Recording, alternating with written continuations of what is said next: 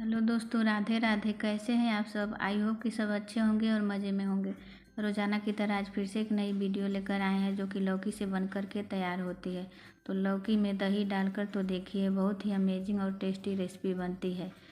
ऐसी रेसिपी जो आज से पहले ना आपने देखी होगी और ना ही बनाई होगी।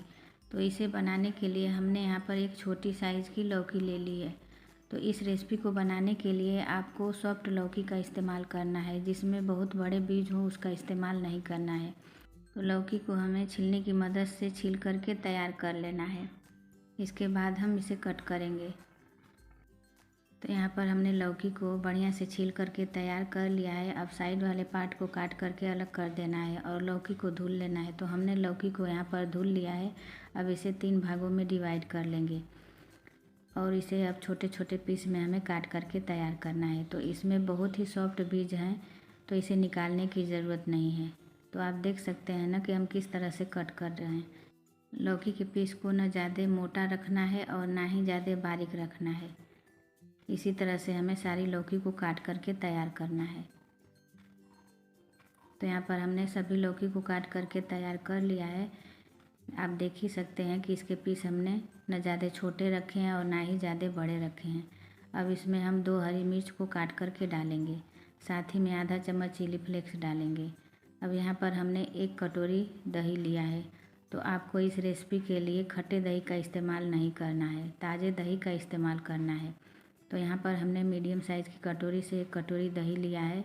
अब लौकी के ऊपर डाल देंगे। डालने के बाद लौकी में दही को अच्छे से मिलाएंगे। तो आप यहाँ पर ताज़े दही का इस्तेमाल करेंगे तो आपका नाश्ता बहुत ही बढ़िया टेस्टी बन करके तैयार होगा। जिस कटोरी से हमने दही लिया था उसी कटोरी से हमने यहाँ पर सूजी का इस्तेमाल किया है। तो आप इसी तरह से माप करके इस रेसिपी को बनाएंगे तो बहुत ही बढ़िया बनेगी। तो हमने यहाँ पर मोटी वाली सूजी का इस्तेमाल किया है। आपके पास मोटी वाली सूजी हो या फिर बारीक वाली हो, कोई भी हो, उसे इस नाश्ते के लिए यूज कर सकते हैं। अब सूजी को हमें लौकी और दही के साथ अच्छे से मिलाना है। यहाँ पर आपको पानी ऐड नहीं करना है। जो हमने दही का इस्तेमाल किया है उसी से सूजी फूल करके तैयार हो जाएगी। तो हमने सारी चीज़ों को अच्छे से मिला लिया है। अब इसे 10 मिनट तक रेस्ट होने देंगे ताकि सूजी अच्छे से फूल जाए। तब तक एक बढ़िया सी चटनी बना करके तैयार करते हैं। तो यहाँ पर हमने कढ़ाई में 1 चम्मच तेल डाला है। तेल जब अच्छे से गर्म हो जाए तो इसमें हम आधा चम्मच राई डालेंगे। यदि आपके पास राई नहीं है तो बड़ी वाली सरसों हो तो उसका इस्तेमाल कर सकते हैं। साथ ही में हमने आधा चम्मच उड़द दाल डाली है। 1 चम्मच यहाँ पर चना दाल डालेंगे और 3 से 4 हमने करी पत्ता लिया है। अब सभी चीज़ों को हमें हल्का सा भून लेना है।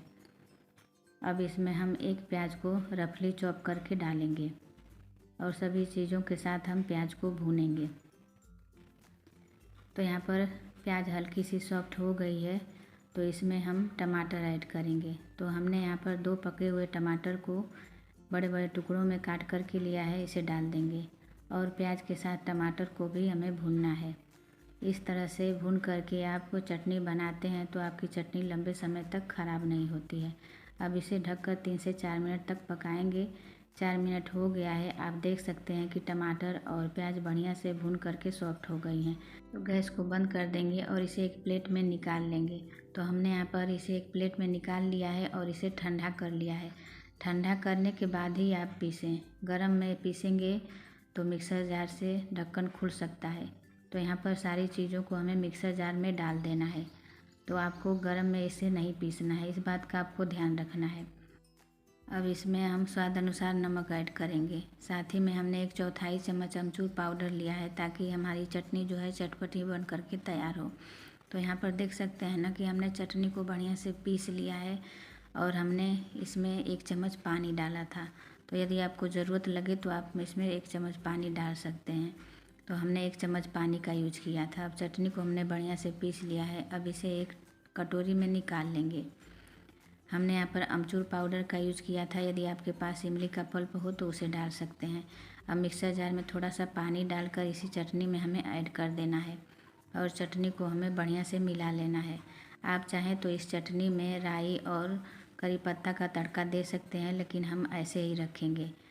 इधर सूजी और लौकी को रखे हुए 10 मिनट हो गया है, तो इसे हम फिर से चम्मच से चला लेंगे। तो आप देख सकते हैं ना कि सूजी बढ़िया से फूल गई है। तो अब इसे हम मिक्सर जार में डालेंगे, क्योंकि हमें इसे पीस करके तैयार करना है। तो सूजी बढ़िया से फूल गई है, हमने 10 से 15 मिनट तक इसे रखा था। अब इसमें 1 इंच अदरक के टुकड़े को छोटा छोटा काट करके डालेंगे। अब सारी चीज़ों को हमें बढ़िया से बारीक पीस करके तैयार करना है। तो यहाँ पर तो आप देख सकते हैं ना कि हमने एक बैच की लौकी सूजी को बढ़िया से पीस लिया है। इसी सेम प्रोसेस से हमने जो बचा हुआ था उसे भी पीस करके तैयार कर लिया है। अब मिक्सर जार में थोड़ा सा पानी डालेंगे और इसी मिश्रण में डाल देंगे और इसके बाद 2 से 3 मिनट तक अच्छे से हम चलाएंगे, ताकि जो हमारा नाश्ता है फूला फूला सॉफ्ट बन करके तैयार हो। क्योंकि यहाँ पर हम ना तो सोडा का इस्तेमाल करेंगे और ना ही इनो का। अब कुछ चीज़ें ऐड करेंगे, जिसमें हमने 1/4 चम्मच जीरा डाला है। कलर के लिए थोड़ा सा हल्दी डालेंगे और स्वाद अनुसार नमक डालेंगे। इस नाश्ते को बनाने के लिए हमने यहाँ पर कोई भी मसाला यूज नहीं किया है, सिर्फ हमने कलर के लिए थोड़ा सा हल्दी डाला है। आप चाहें तो इसमें मसाले का यूज कर सकते हैं। अब सारी चीज़ों को हमें बढ़िया से मिला लेना है। इस तरह से आप बनाएंगे तो यह नाश्ता टेस्टी होने के साथ साथ हेल्दी भी बनेगा। तो आप अपने मनपसंद की इसमें सब्जियां भी ऐड कर सकते हैं। हम यहाँ पर इसे सिंपल वे में बना रहे हैं, तो हम यहाँ पर सब्जियों को नहीं डालेंगे। तो यहाँ पर 4 से 5 हमने करी पत्ता ले लिया है, इसे बारीक काट करके डाल देंगे। इसे बढ़िया से मिला लेंगे। अब चलिए चलते हैं गैस की तरफ। गैस पर हमने एक पैन रखा है। पैन में हम हल्का सा तेल अप्लाई करेंगे। बहुत ज़्यादा तेल लगाने की ज़रूरत नहीं है, सिर्फ हल्का सा तेल फैला देना है। अब इसमें 2 कलछी हम बेटर डालेंगे और हल्के हाथों से इसे हमें फैलाना है। न ज़्यादा मोटा रखना है और ना ही ज़्यादा पतला रखना है। तो यहाँ पर हमने नाश्ते को फैला दिया है। अब इसके ऊपर बारीक कटी हुई धनिया डालेंगे। इस तरह करने से नाश्ता जो है देखने में भी सुंदर लगता है और खाने में टेस्टी लगता है। अब ऊपर से बारीक कटी हुई प्याज डालेंगे। तो आप चाहें तो इसमें अंदर भी ऐड कर सकते हैं, लेकिन इस तरह से ऊपर प्याज और धनिया को डाल करके इस नाश्ते को बनाएंगे तो देखने में भी यह नाश्ता अच्छा लगेगा और खाने में भी टेस्टी लगेगा। तो हमने इसे चम्मच से हल्का सा दबा दिया है। अब इसे 2 से 3 मिनट के लिए ढक करके पकाएंगे। तो आप देख सकते हैं ना कि 3 मिनट बाद हमने ढक्कन को खोला है। यह नाश्ता नीचे से तो सिका ही है, ऊपर से भी ड्राई हो गया है।